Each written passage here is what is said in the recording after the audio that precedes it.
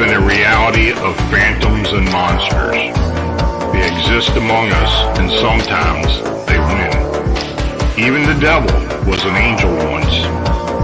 The world has its own rules, and these rules are not human. Some of us seek answers to the origin and existence of cryptids and the unexplained. Join us as we venture beyond the known and accepted boundaries. Welcome to our nightmare. I think you're going to like it.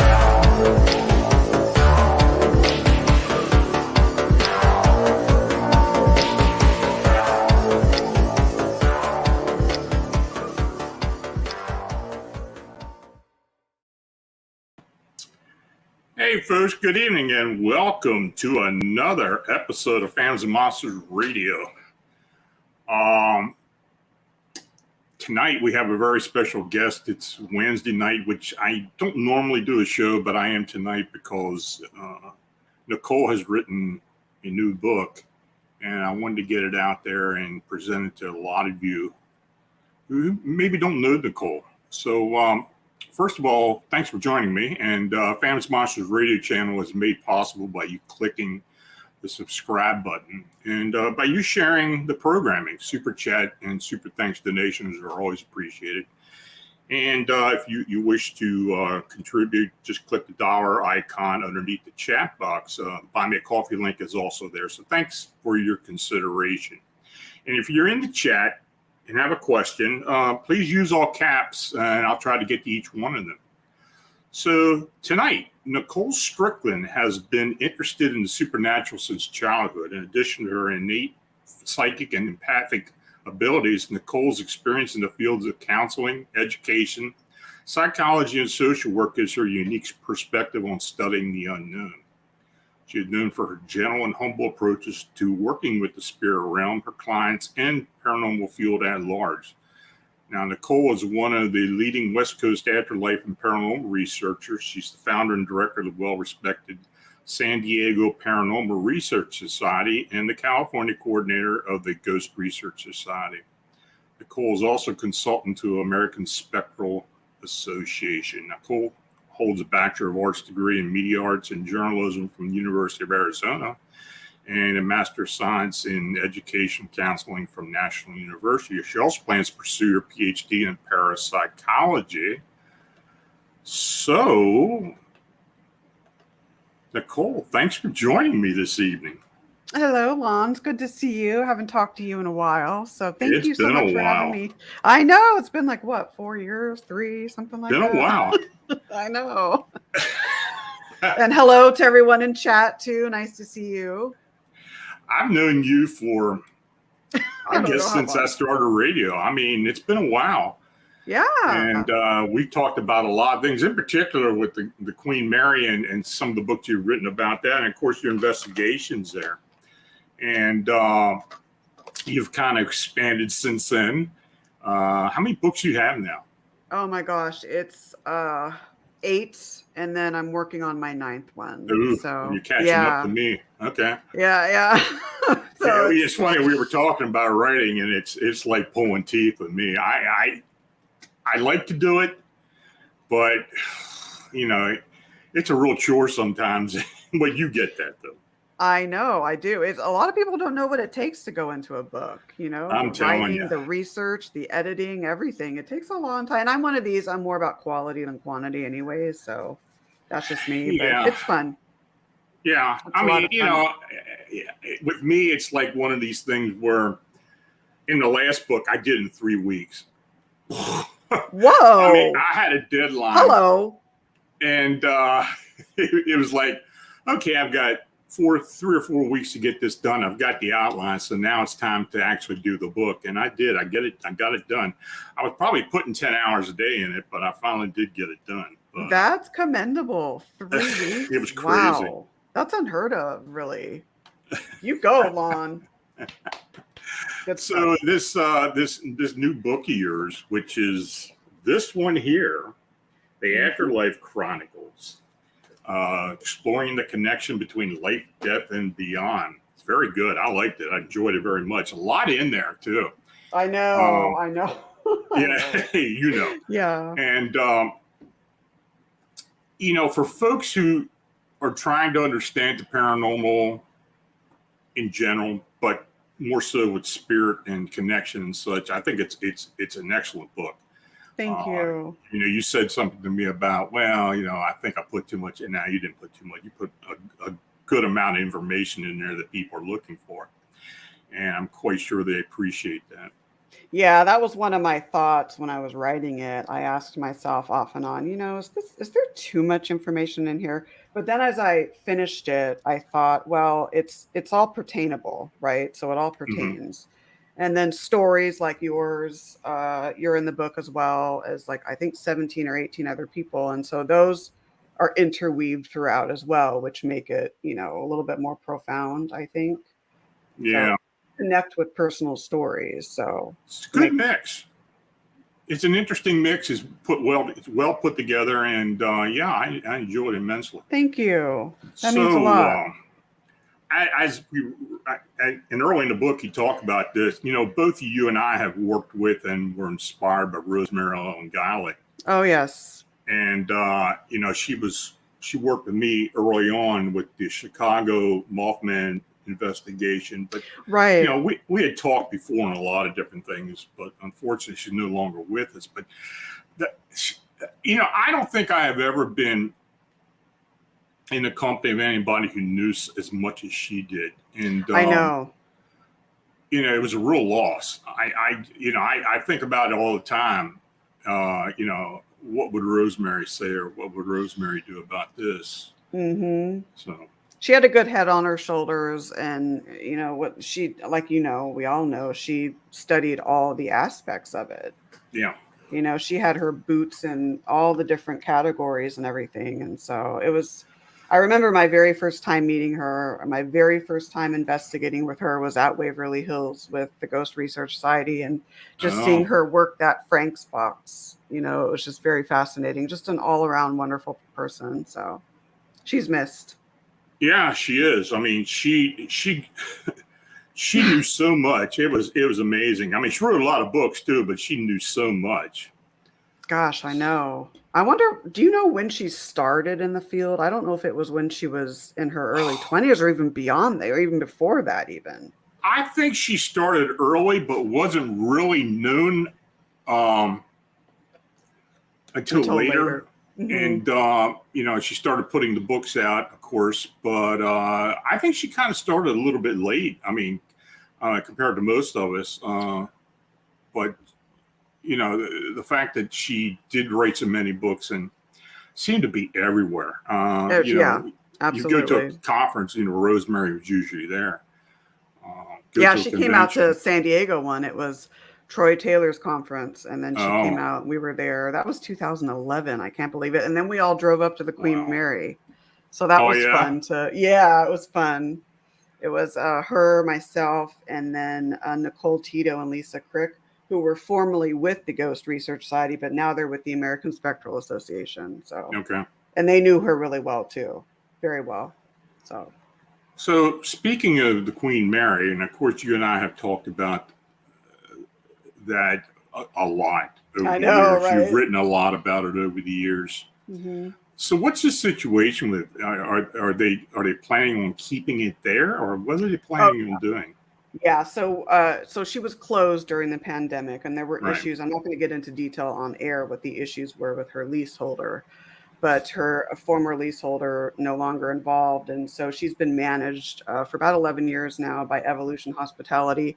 So it was in 1978 when the city of Long Beach had full control of her until 1993 when they looked at private leasing companies. So for the first time in 40 years, the Queen Mary, has not been under the control of the city of Long Beach. So it was June, I believe it was June 4th of 2021 when officially once again she was under the control or became under the control of the city of Long Beach. And so they're now in charge of her. She's definitely going to stay. Money was allotted to work on some of the very important things that needed to be renovated. So the removal of lifeboats, a bulkhead, work, a new emergency generator system, an emergency evac system, all these things. So the Queen Mary started opening up for the hotel in last month. No, July, not June. Hello, I was thinking we were still in June, May, but she fully reopened last month in June. So Oh, okay. a major July 4th celebration. So she's now, at first it was a soft opening, but now she's fully reopened. They're still doing work in certain areas, but it's pretty much almost back to normal as to how she was pre-COVID. So for her to survive, and that's what she does throughout her history. If you read about her, she's survived all these near disasters. And once again, COVID, she prevailed and made it through that. So we're really, really happy. Well, good. Yeah, I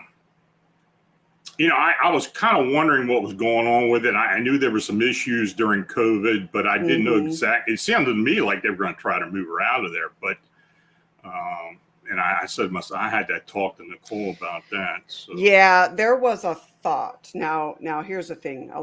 Pretty much, I can't say everyone, but most people that have visited the Queen Mary and get the ability to step on board and read about her history feel this connection. Yeah. Maybe not as much as other people, but there are a lot of people in Southern California that are rooting for her and want her, to remain and all of this. She has so much more to give. But there was initial talk about perhaps scrapping her, but the cost to do that would be more than actually keeping her here. So, yeah, I mean, I think for the next 25 years, definitely beyond 25, I don't know what will happen.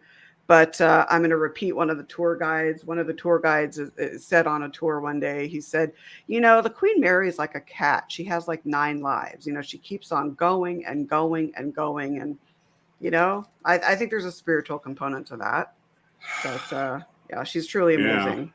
I keep threatening to come out there. I'm going to come out there one day. You have to. I know. And I'm going to have to grab you and drag you up from San Diego to do that too. Oh my gosh, totally. I'm only an hour and a half away with traffic, but I'm actually going there on Friday.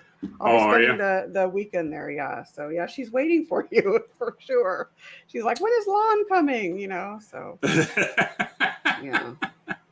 And someone in a comment said, I read somewhere that it has amazing energy, or someone said that. Yes, absolutely. It is. Energy all her own.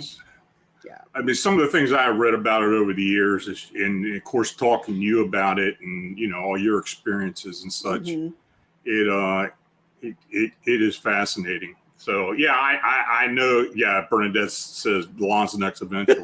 Yeah, exactly. So let me ask you, and I don't know if I maybe missed in the book, though. I know you experienced a lot of. What's your most unforgettable paranormal experience? Oh my gosh! And I don't even know if I've ever asked you that before. Oh my goodness! Oh, it's hard to pick one. I share this like you. I've been on a lot of shows, and I share this, and I'll share it again. It's probably my most profound experience, just because of the meaning of it. And the fact that it set me on this path in researching the afterlife and the paranormal, and that is with my grandmother. I mean, I've had so many amazing, profound experiences spanning my entire life, but the experience I had after my maternal grandmother, Helen Lopinto, passed away, that came, I didn't, at that time, I really wasn't I wasn't aware of my own empathic abilities or anything like that. And so she called me, Helen, I think I mentioned her name. She called me the night before she passed. We had a conversation, maybe 15, 20 minutes. And she asked me, are you okay? And I thought that was odd at the time. And I reassured her and I said, of course I am. I'm just busy with school and all of that. The next day, of course, my mom, her daughter, called, and I could tell by the tone of her voice that something wasn't right. And she called, and so I answered the phone, and she said, "I love you very much, but Grandma passed away early in the morning." So I was devastated. I went back out to San Diego to spend some time with the family. Now, when I got back to Tucson, I started having these experiences in my apartment that I did not have prior.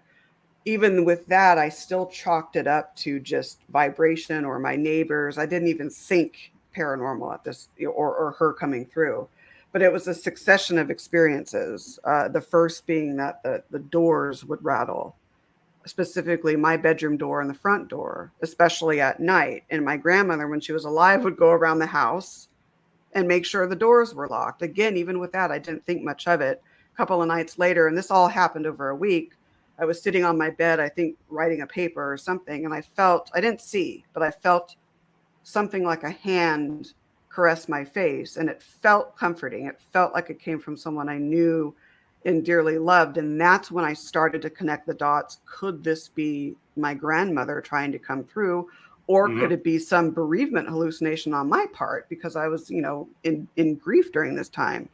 So a couple of days go by, and then it culminated into this. I was again in my bedroom on my bed, I think typing a paper, doing something, when I saw out of my left peripheral vision, I saw something. And when I looked, there was my grandmother, full bodied. It appeared as though she had this spotlight shining against her back, and it gave her this whitish halo. And she looked about 10 years younger. She looked completely healthy. She was wearing one of her favorite blue and white flowered house dresses. She didn't say anything, but she had a smile on her face in color. The entire thing played out almost like in slow motion, although it was maybe about a second long. And I saw her fade right before my eyes, and that's when I connected the dots. I still thought, is this me projecting this? Because, grief can do that. Right. So I called my mom, and I told her, I said, I'm having these experiences. And so we openly talked to Helen and let her know that the family's okay and she's free to move on wherever she goes, and that we're all okay, and she can come back and visit whenever she wants. And so that she's come through since then, but not like that. And so I credit her for getting me on this path. I think she knew before I did that I was sensitive to energies, and so it was just one of those very profound, life-changing spiritual encounters. And Yeah, so it's very similar to what happened with me and my aunt. I remember, yes, exactly. Exactly. That was just, that kind of, I knew before that I had abilities, but the fact that she showed up when she passed, and then my mother and my grandmother, who were miles and miles away from me, we all had the same experience at the same time, Right. and calling each other on the phone. That's interesting phenomenal. How that happens. Yeah, it's phenomenal. It's phenomenal. And I even, with my grandmother, I even asked other people, I said, did anyone else in the family, are they experiencing anything? Everyone said no. So to my knowledge, it was just me. And so I've often wondered that, but maybe she knew I could sense. I don't know. But I thank her, because it's been a lot of experimentation. It's been just, now that I've been active in the field for 20 plus years, it's just been like this path to discovery. So it's been a lot of fun. It's interesting how it happens. It really I know. is. So let me ask you your thoughts on why do you think the spirit world tries to communicate with the living? Oh my gosh. I think there's probably an answer there that maybe I'm just thinking outside the box, that maybe we're not supposed to know. Maybe it's a little bit of like an elusive, so to speak. Maybe we're not permitted to know everything about the spirit world. We're given glimpses of it, of course, but there might be something elusive with that. But I talk about this in the book, and there's no proof of this or anything. This is just a sense that I get, as well as others, that the two worlds, the afterlife, the spirit world, and our mortal world, it seems like, although they've always been in connection, there's something going on in the cosmos, so to speak, that's bringing them together. And so there's this duality between the two worlds, and both worlds are desiring to connect with one another, learn from each other. So I think a lot of it is that more and more people are more open to communicating with the afterlife. And there's just, you could argue that the paranormal and afterlife study is so infused in our everyday culture now, Hmm. that's almost acting as some sort of like capacitor as well. But I think that there's something greater that maybe we don't have the answers to that would further explain that. I don't know. What are your thoughts on that? Because that's a really good question. I you know, I've kind of gone back and forth on this. I guess every Hmm. time I do a case, it it either adds or subtracts to what I'm doing, or Right. what I get Yep. an idea of what's really going on. I think spirit communication. That's if it's a if the energy is on our earth plane, if it's earthbound energy. Um, I, I I think they do try to communicate, but I think that's what causes the issues. In other words, by trying to communicate, trying to get our attention, it causes issues. People call them hauntings. Well, yeah, it is a haunting, but there's a reason behind it. And I think when a person dies and that life force doesn't ascend to another level and it's stuck here somehow, Hmm. uh, I think they're either confused, they don't even know they're dead, maybe. Right.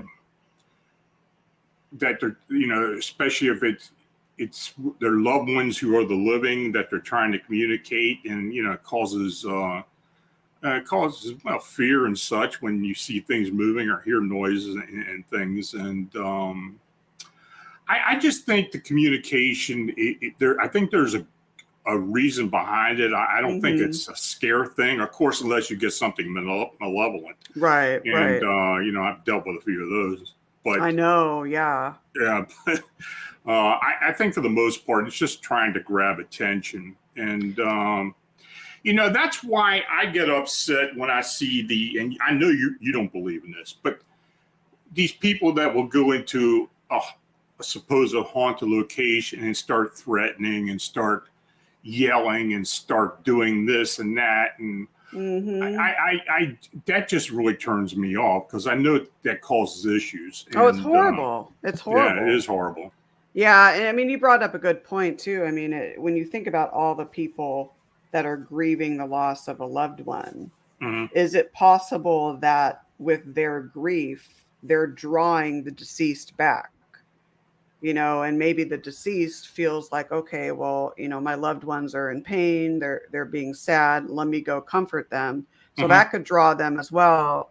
But yeah, I mean, it's a matter of sifting through what I call authentic paranormal phenomena versus something that we humans make up, Hmm. like, or something that's caused from just fear or fear alone. I think of oh my gosh, like Total Recall, that movie, and it's like, okay, you may have well, Jackie on the Queen Mary is a great example of this. Some people feel that there's two of her, the real her, and Hmm. then almost like a psychokinetic creation or tulpa of her, which is like a hologram of the real her.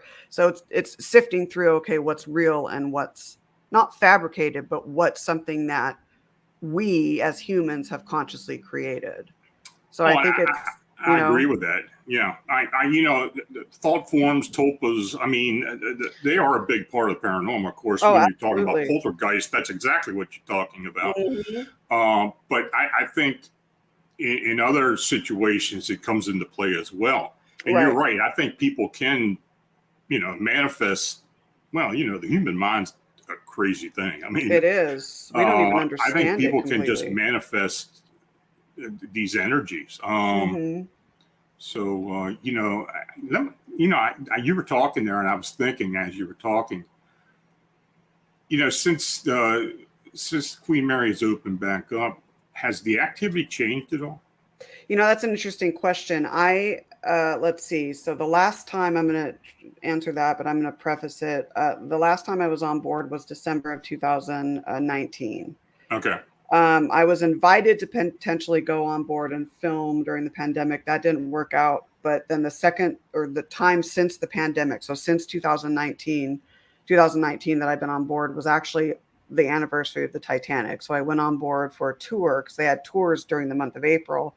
with a couple ship friends of mine, Joe and James. And so that was April 15th. That was the first time I actually went on board since 2019. Like I would go visit the ship and just hang out outside and everything during that pandemic. But it's so where I'm going with this is, and then again, I was on board my birthday weekend for May 20th, and then I'm going to be aboard this weekend. So I don't know if I've been aboard enough to really say, wow, yes, there's a definite change in activity. But I will say that the 2 times that I have been on board since the pandemic, for me, it was very, very energetic, very active. So I think that not only the ship, because I feel, and this may sound hokey to some people in chat, I get it. Not everyone's going to believe this.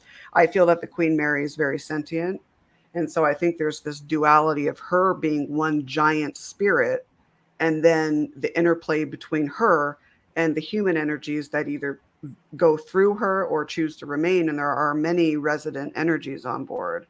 So I think that both of those groups, the ship herself as well as her resident spirits, are very excited to have energy again, people again. So I think that is definitely causing a little bit of an increase. I did some EVP work there last month, and I usually get really good audio, whether it's EVPs or disembodied voices, but it seemed to be more consistent for me. So I think they're waking up and they're excited to see everyone. It's like a reunion, so to speak. So yeah.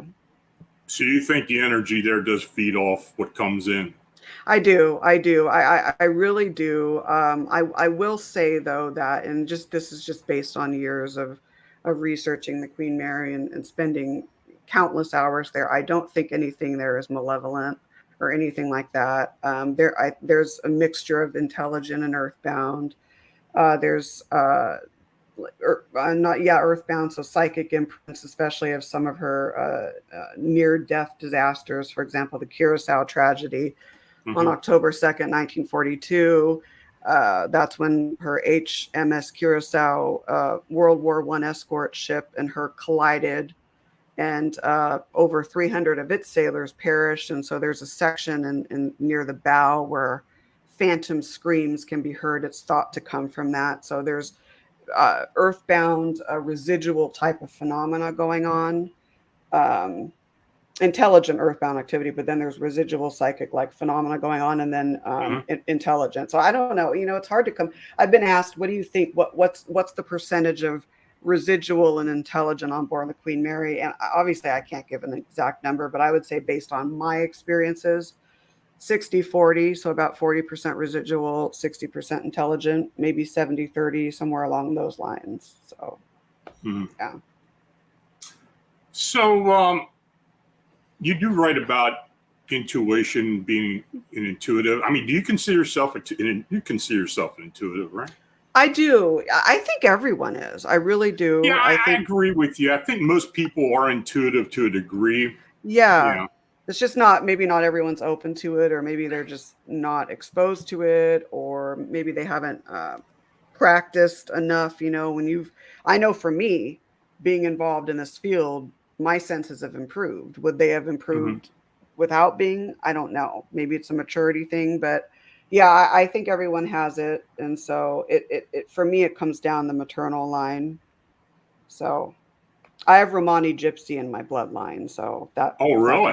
If that can tell you anything, so. Oh, that's interesting. I didn't even know that. I don't think you ever mentioned that to me before. I don't know if I have. I don't think I mentioned it that often, but yeah, it's so. I don't think there's a paranormal or a psychic bone in anybody's body in my family.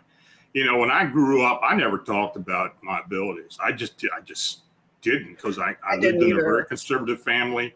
I just didn't mention it, and because I had an idea that what kind of response I was going to get because of it, so I just kind of left it. And yeah, I think it's common for kids, though. Oh, yeah. That's why it's important now. I even have a presentation. It's called Children in the Paranormal, and it's all about talking about, children and tips for parents and investigators on working with kids that are part of a haunting in a home or helping to Mm-hmm. foster their abilities, things like that. I kind of go into the stages of child development, Piaget and Erickson, and then I kind of go with those stages and see how maybe a child will perceive and maybe react to the paranormal at each of those stages. So it's fascinating. It is interesting. That's one thing I really take pride in Mm, when I work with cases, and of course when there are children involved, because of course with the permission of the parents, I will usually end up working with the kids. yeah. And many times these kids are talented, they are gifted, and they do have abilities. And they, if there's a lot of activity in the house, and they just don't understand it. And of course, it's a matter of trying to tell them or trying to teach them what is going on. Mm-hmm. A lot of kids, when they see stuff like that, they think it's because of them for some reason. Uh, you know, they see something, oh, there's a monster or something like that. And their parents Mm-hmm. will, they just don't understand it. But of course, when I go into a situation where the family is having hauntings, I mean, there's stuff going on. There is even oppression, especially with oppression with a member of the family. I do try to work with the kids, and in fact, there's a case I had been working on for over a dozen years, where Interesting. the girl, I recognized that she was psychic when she was 7 or 8, and I've worked Mm-hmm. with her since then. And she's Wow. turned out to be a pretty good little psychic. I swear, she's 20 That's now. Yeah, amazing. yeah, Wow, to be yeah, with someone that long. And that you yeah, bring me to a point with that too. You hear about going to these, whether it's a home or or historic location or a business, and you get these one-nighters, right? Okay, you have 8 hours to investigate this building. And then you have people coming away saying, oh, yeah, well, we did an 8-hour investigation. We can tell you it's haunted. Really? From only 8 hours? Really? I mean, maybe, I don't know, but that it's like, I think we need to spend longer and do these case studies as opposed to these investigations. We don't always have that luxury, but that just, you talking about that brought that up. So it's, I just don't see how any case could be taken care of. That I don't think oh my God, I stay in contact with most of my clients, or I have. that's amazing. And Yes. Hmm. I mean, they can go on for years. Yeah, I've Uh, had some send Christmas cards and stuff. So, really? it's Yeah, just, it's such a good feeling, when they thank you and they feel content after you come in and they, give you that hug. Some will, some people are huggers, yeah, others are not. It's just that intrinsic rewarding feeling. And I'm sure you get that as well. And that's what it's all about, is helping people and helping the energies as well. right. So, yeah, I do have one question from the chat. Disaratum asks, why hasn't anyone helped Earthbounds on the ship crossover? Have folks ever chosen to stay?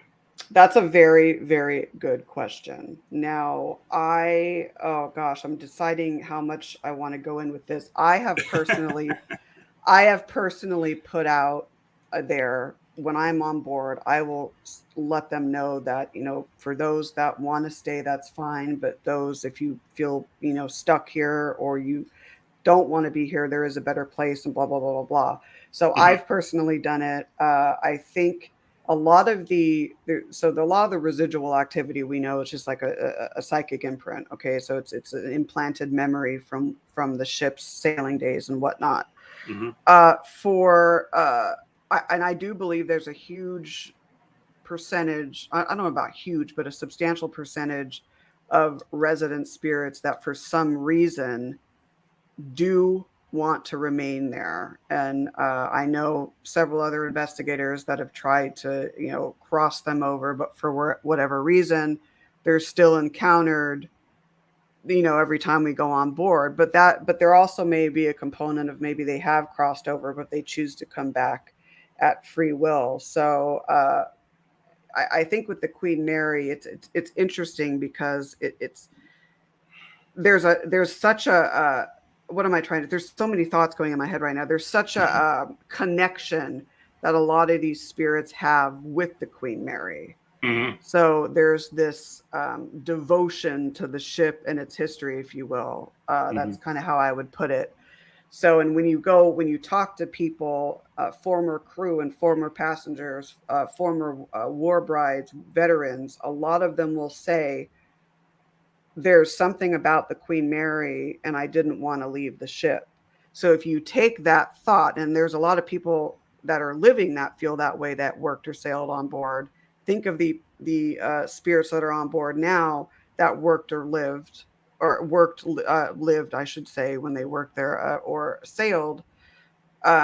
Maybe they felt that way too. So there's this really big connection and spiritual draw I think people have. So I think that's one of the reasons why a lot of the resident energies stay. Psychic imprints or psychic imprints. Some of the earthbounds, I think that I almost equate the Queen Mary. I'm going on a tangent here, and I apologize. It's all right.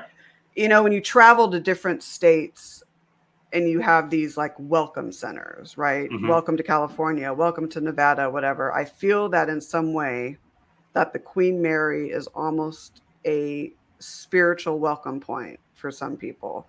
So they may come through the Queen Mary, pass through it, maybe choose to stay for a while, maybe choose to remain. They might leave. I don't know the time limit. It's dependent on each individual, but it's just a little bit different than I think other places, just because of that strong connection that people have with it. So that's kind of a long, drawn out tangent of an answer. I mean, you know, that's such a good question, though. And it sadly, like other historical locations, it is exploited a lot. Yeah. It is, you know, some of the paranormal activity gets very exploited, and that's a sad thing as well. That's a whole nother conversation. But yeah, that was a good question. Yeah, well, you mentioned free will, and you know, this is one thing I talk to clients about when I go to a location, or I'm doing remotely, which most of them now I do remotely. But people don't seem to understand the free will thing, and I tell them, you know, if they don't want to leave, there's no way I'm going to try to do that. It's just not going to be successful. Mm-hmm. Normally, if I go, let's say I do an RV and start picking up things, and of course, intuitively you start picking up and communicating rudimentally with these beings or these energies. You can tell when they don't want to leave. And I know. Yeah. And some people just don't understand that. And I try to explain that, but it's just like anything else. Free will, I'm not going to try to force anything, even the dead. I mean, you know. Well, that's just it. That's just, you know, you've been asked this. I've been asked this about, can you remove an energy? Can you, and I'm talking about a human type of energy. Can you get rid of it? And and you hear the phrase of people saying, well, I crossed this over and all of that. Okay, that may be true, but in a way, it's like you perhaps facilitated that.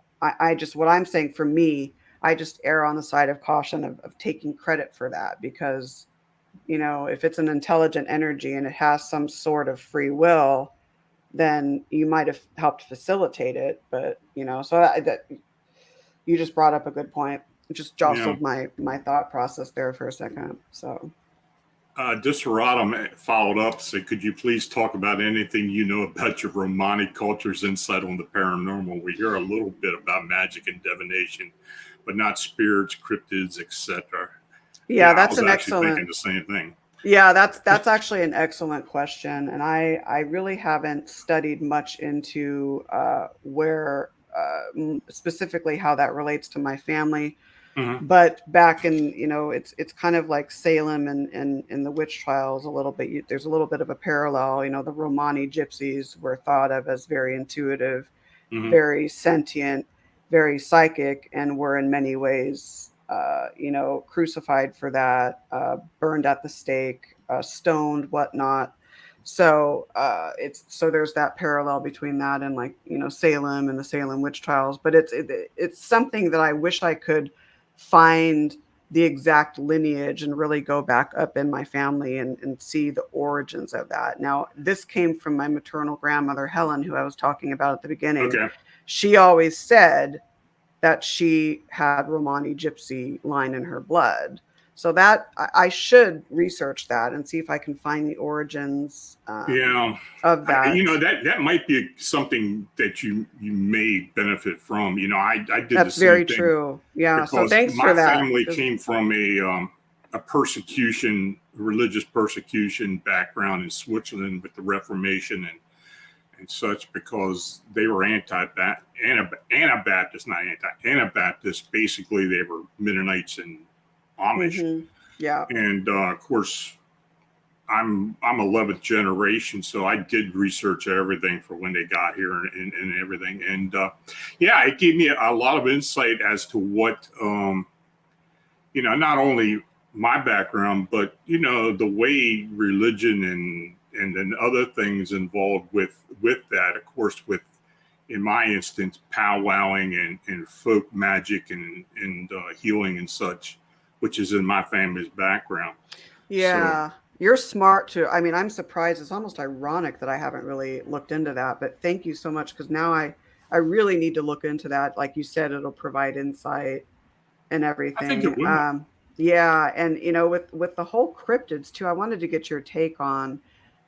I've heard some people say that they believe there's a nexus or some sort of connection between all the different types of spiritual beings, from ETs, human energies, angels, cryptids.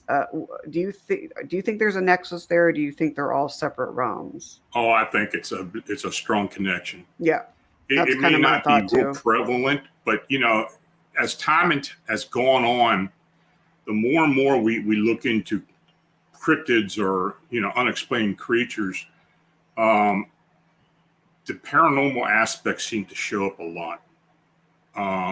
Yeah, You know, possible spirit energy, light beings, even possibly ET connections somehow. But look, I think a lot of this is connected. I do too. It's hard. When you go into a Hmm. case, say I'm doing an investigation, you've got to think about it now, Hmm. because invariably, when just like with the Chicago Mothman, Chicago winged humanoid investigation we've been doing forever, it seems like there are more aspects that kind of come into it. And you got to believe that there's some kind of connection there. And I think cryptids in general, I think there is a paranormal or a supernatural aspect to them. Not only them possibly being interdimensional beings or multidimensional beings, but I think there are other aspects of paranormal that may very well be connected to them. Yeah, I feel I've always felt that way too. And what I think of is, like, inside our human body, we have all our nerves connecting. There's these nerve synapses, and they're all firing at different times, but yet they're connected. That's Mm-hmm. kind of how I feel with the paranormal realms and all of that. They may be considered, okay, a separate category, but yet there's one big giant nucleus there, and it's connecting everyone, I guess. So, Yeah, I think it is. I think mm, there's a strong connection. Um, a lot of times I will talk about it. People, for the most part, will think you're crazy, because a lot of people that do look into the investigations of cryptids, they're kind of one-sided and they don't want to open their mind up to other phenomena. right. But more and more we look into it, more and more cases we get of different cryptid phenomena and other phenomena, other Right. anomalies. There always seems to be a connection there somewhere.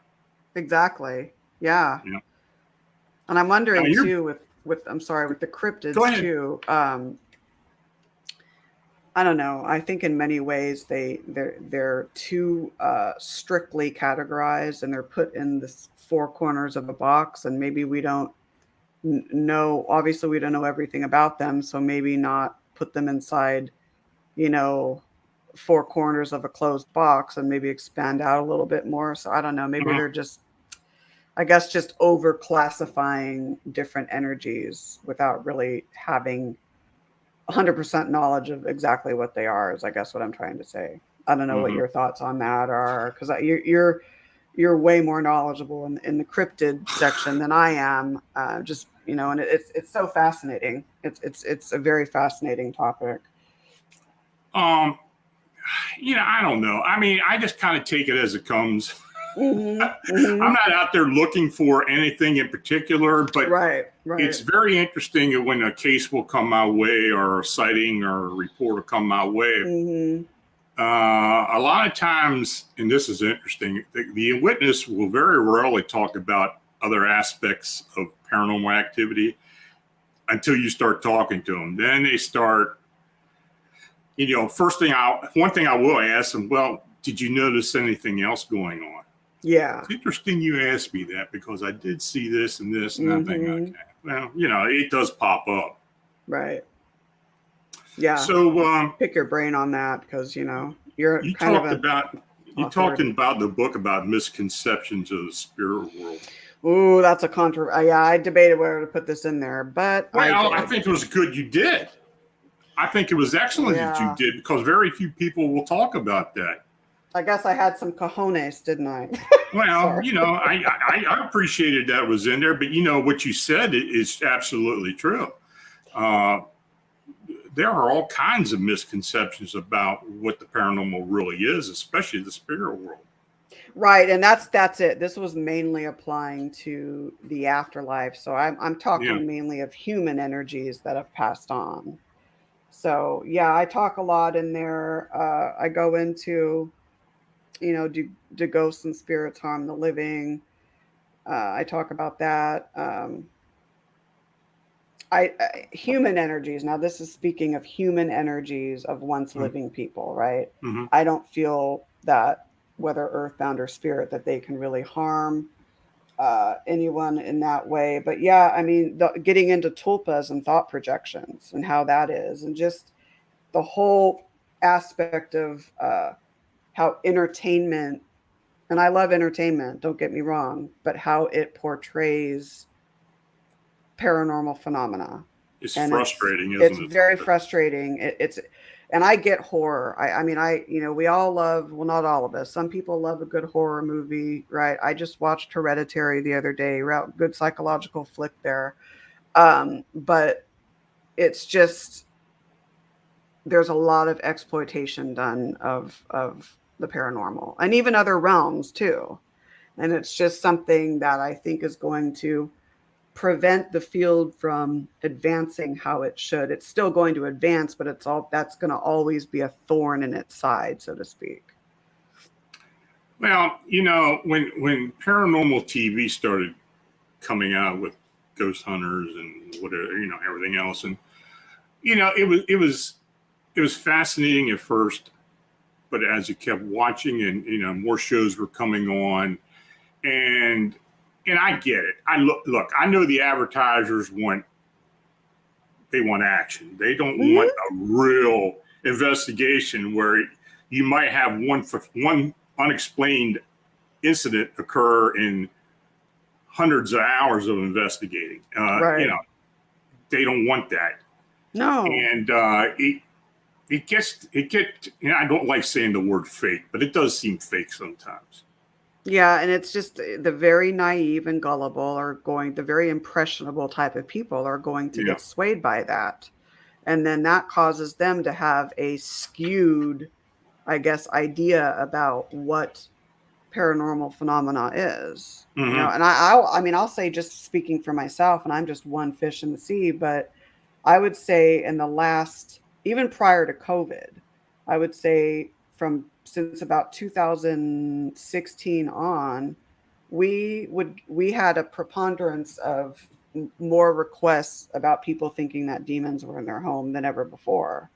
So I'm sure that, that has something to do with what, is going on in society, and how that's, swaying people. So. That's a sore spot with me, the whole demon thing. I know, me too. Because everybody, after watching TV or watching these shows, or even on YouTube or whatever, and they see a haunting and the investigator starts talking about demons. And it's like, oh my God. So then they think they've got a demon.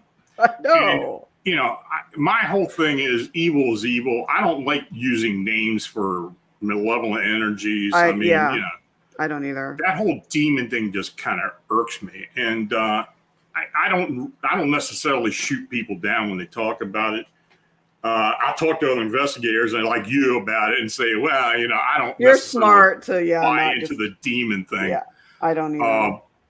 I just tell them, well, I'll try to do what I can about, curtailing the activity, or maybe we can move it on. I don't know. But I don't get into the demon argument because television has and movies and such. It really has. And even some of the titles of shows, just in the title alone, what are you suggesting with that? Are you saying that, okay, the afterlife is evil? Are you saying that it's nothing but malevolent? And, if that were the case, I think more and more people would be just being killed by, some invisible being in broad daylight. I mean, I don't know. I'm just. You're right. I mean, what it does, it raises. It raises fear, basically, with these clients. And, when they're calling you, and you can tell right off the bat they saw something on TV, and they say, I think I got a demon in the house because I got this, and this going on. And I got to tell, look, I'm not going to say anything until I either come there or I start working the case. Exactly. I don't say, well, I doubt if it's demon. Right. Because they don't want to hear that. No. I have had people literally hang up on me when I said, well, I doubt it's a demon. Well, that brings me to a good point. There's a lot of clients that they want you to say what they want to hear. And if you don't say the one thing that they want to hear, that they believe, they get flustered and they get mad. And it's just, you've been there. I've been there. I mean, I can't even. It's frustrating. It is frustrating. It's very frustrating. Oh my Lord, you're right. I just we get it. Yeah. Oh man, yeah. You also talk in your book about divination, and I do use divination on occasion. Crystals, or scrying, or a few other things that maybe some people don't buy into. Candle magic and such, but I'm familiar with it. I was kind of raised around a lot of that. Yes. But if it's used responsibly, it can be a good thing. But there are so many people that start using it, and they start drawing stuff to them. I've had a couple of cases like that where, they're reluctant to talk about them doing something, or cursing, or maybe trying to curse somebody or something. 9 times out of 10, it's going to turn around and bite you in the ass. I mean, it's just going to happen. And, but you did talk about it in the book, and I'm glad you did put it in there, because it's something that people should be aware of, that, if you're going to do it, use it with caution, but make sure you do it with, that you've talked to somebody who knows a little bit about it before you even try to do it. Maybe they'll give you a good warning about it. Excellent advice. And I put that in there just because, you have various ways and methods of investigating, and some people like to utilize more of an intuitive, metaphysical type of approach. Others are more, and I'm going to use that word that some people cringe at it, but I'm going to use it, science, tech-based sort of approach. I blend the two, but yes, you have to do it responsibly. I love divining rods. I love dowsing rods. I think they're a great adjunct tool. I use them a lot during audio experimentation, just to kind of corroborate certain EVPs or disembodied voices that come through. So, but crystals too. I've always been fascinated with crystals. I think they're sentient in many ways. Gemstones, but yeah, I mean, I've talked to many people where they've had success using them on different types of investigations. So yeah, I use crystals more than anything else. And I love them. It took years of work to find what I believe does work. But if you can get a connection with a certain stone or crystal and use it when you're doing work, especially with remote work like I do for the most part, but I always take them along with me if I'm doing a location. Mm-hmm. It does help. It does. Yeah. Some people think it's a crutch. I don't think it's a crutch. I think there is. You said something about being sent. I believe that. Absolutely. Absolutely. And I think that, when you go into a store or gem store, in many ways, like they pick you in a way. It's like you're meant to get the one that you get, right? There's that connection. So quartz, rose quartz, I love obsidian. I mean, amethyst. I love them all. They're pretty to look at, Yeah. Besides the paranormal, they're very beautiful. Yeah, people will tell you when you walk in my house, first thing you see is the cabinet with all the gems in it, all the crystals and stuff in it. Yeah, I collect, but I also use. So, what's your favorite, or do you have like? Oh my God! Well, mortal clown is in there, and her and I have talked about this a lot. I use a mineral called yttrium fluorite. Now, I've had people tell me that it's dangerous to handle, and I wouldn't necessarily say you're going to lick it or do anything like that. Yeah. But I just use it for when I do work, and it's very, very strong. Maybe you might want to try. It's pretty hard to get sometimes, but it's yttrium fluorite, and I've talked about it on the show before. But that's my favorite. That seems to open me up for some reason. See, there's that line. What it is. Yeah, that could just be what works for you. Yeah. So someone said in a comment. I honestly, I haven't heard of anybody else using it the way I do, but it does. It does seem to open me up. And have you written a blog on it at all? I've tried. I have actually talked about doing a couple of shows on it, which I may very well do at some point. Mm-hmm. It's hard to get people to come on and talk seriously about it. I see. A lot of times they just want to get into the actual collecting aspects of it, not necessarily the use of it for cases and for whatever work they do with it. But no, I will try it. I'm thinking about doing that sometime. And maybe that might be interesting because people can learn a lot from it. I think Mortal Clown says crystals are legit powerful when folks pay attention to their language, and that's key because you have its energy, and it's like when you can get in tune with its energy and it gets in tune with yours. I mean, that sky's the limit, really. Absolutely. Yeah, I kind of fell into it. I didn't really believe it at first, but as time went on, I started working more and more with them and finding the ones that worked with me. I started using more and more. And you said something about walking to a store and walk to a gem shop or walking to a crystal shop. Right. Oh, I tell people, don't go in there and be timid. Handle everything that draws you to see what kind of energy. Totally. Yeah. I mean, if you pick that one stone that just makes you feel great, that's the one. Get that one. That's the one. Yeah. That's the one. And I've had situations where I'll be at maybe one of the drawers. Let's just say it's amethyst or whatever. And I'm sitting there holding one, but then I'm looking at this other one and that other one is really drawing me. That's it. That's the one. That's what happens to me. It's so fascinating. My God, this hour flew by. I know. What is up with doing radio and podcasts? It goes by super fast. I knew it was going to happen because you and I haven't talked in a while. I know. And it's so good to see. I haven't. Yes. I got to get you out here one time. We go to Gettysburg together. Oh my gosh! I live right by the battlefield now. See, that's right. You're in. Is it McSherrystown? McSherrystown. Yeah. Okay. So I'm close. Like 10 miles down the road from the battlefield. And, nice. The anniversary, the 160th anniversary was this past weekend. And I don't normally go out there when there's crowds, when I know there's going to be crowds, but I was asked to do a few things, and I decided, well, I'm not doing anything else. I'll go on out there, and that's another thing. When I used to do tours out there, and this is what I used to get upset by this, but people would ask me, well, where am I going to see the ghost at?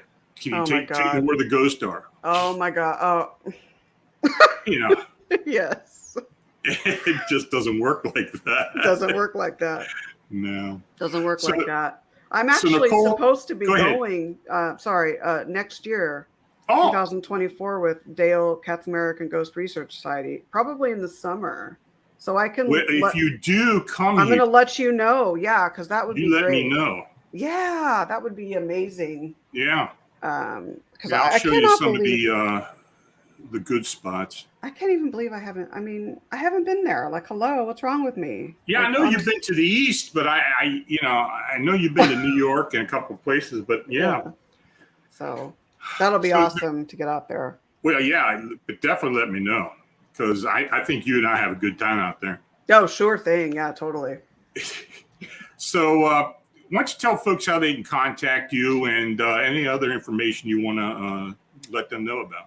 Sure. So my main website is authornicolestrickland.com, just all lowercase, authornicolestrickland.com, and then San Diego Paranormal Research.com. I have a little blog website devoted to the Queen Mary. I need to update it though, but that's spiritedqueenmary.com, all one word. Facebook at Nicole D. Strickland. Instagram at author Nicole Strickland. I'm on Twitter. I don't use it as much, but that handle is just my team's acronym. So SDPRS Nicole. And then let's see, Haunted Voices Radio. We need to get you back on if you're interested, Lon. Oh, absolutely. Because it's been a while. My ear thing's falling out. So Todd Bates and I co-host Haunted Voices Radio, and that was on Friday nights at 8 p.m. Pacific, 11 Eastern, but we moved it to Thursdays at this time. So 6 p.m. Pacific, and then 8 Central and 9 Eastern. So, and then my show, The Afterlife Chronicles, it is on hiatus. So I'm looking to get it back up and running probably August, September. Love to have you back on, Lon. And that's it right now. I have a lot of presentations planned coming up and stuff, and working on a new book. That's right. So the new book that Marie D. Jones, Denise Agnew, and I are working on, it's called Women on the Fringe, and that's groundbreaking women in the paranormal.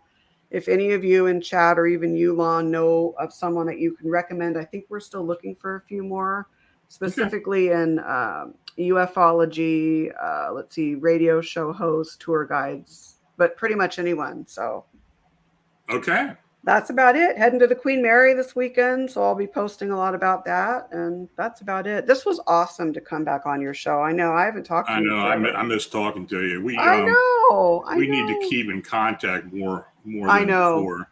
We really do. It's just time is so weird now.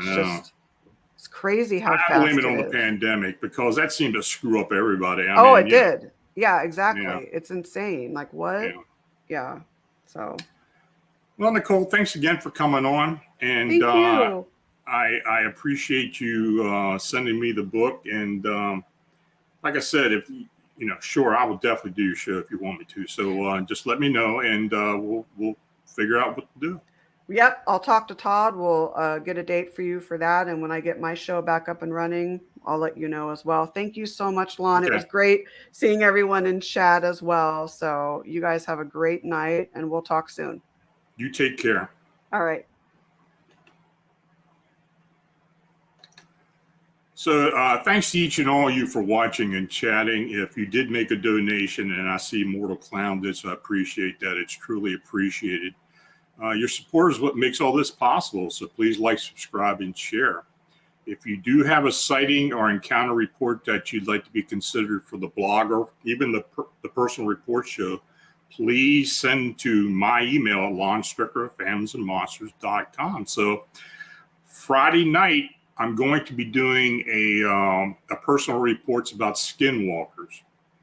And I will be talking about some of the lore, but I will be talking about actual reports I have received over the years and cases I've been involved with. So I hope you find that interesting. So that'll be Friday at 9:00 p.m. Eastern, 6 Pacific time. So until we meet again, stay healthy and have a safe night. Good night.